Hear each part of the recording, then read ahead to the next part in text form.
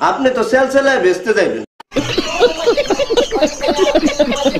আলহামদুলিল্লাহ, মহান আল্লাহ তাআলার কাছে লাখো কোটি শুকরিয়া আলহামদুলিল্লাহ যে আল্লাহ আমার মতো একজন গুনাহগার বান্দাকে বিশ্বে ইস্তেমার মতো ময়দানে আসার তৌফিক দান করেছে।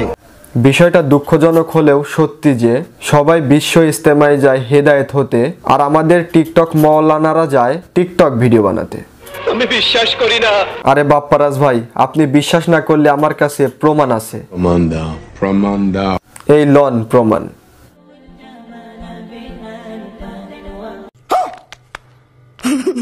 ভাইরে ভাই, দেখছেন কি মোনাজাত? আমার তো মনে হয় আপনি আপনার বাপের জন্ম এরকম মোনাজাত কখনো দেখেন নাই। এসব আমাদের টিকটকার ভাইদের দ্বারাই সম্ভব, কারণ তারা টিকটকার। এই মোনাজাতের নাম হলো টিকটকার স্লো মোশন মোনাজাত। আর এই মোনাজাত আবিষ্কার করেছেন হযরত মাওলানা মুহাম্মদ মুফতি কারি ফারহানা আপা।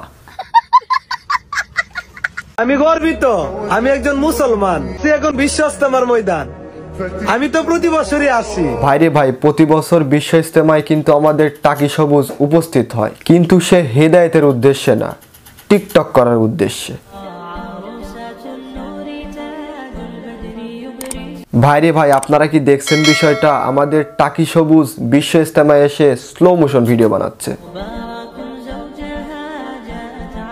আপনি তো সেলসেলায় বেচতে যাবেন। আলহামদুলিল্লাহ, আমিও বিশ্ব ইস্তেমার মোনাজাতে খুব কাছ থেকে শামিল হতে পেরেছি। আমিন। মাশাআল্লাহ, আফামনি দেখতেছি কনফার্ম জান্নাতি। আফামনি ইস্তেমার ময়দানে গিয়ে যে পর্দাশীল হয়েছে, আফামনিকে তো চেনাই যায় না। ইনি হলো আমাদের সুপরিচিত টিকটকার হাম্বা, না মানে সাম্বা, মানে যে ইস্তেমার ময়দানে গিয়ে একদম হাফেজ হয়ে গেছে। আপনি তো সেলসেলায় বেচতে যাবেন।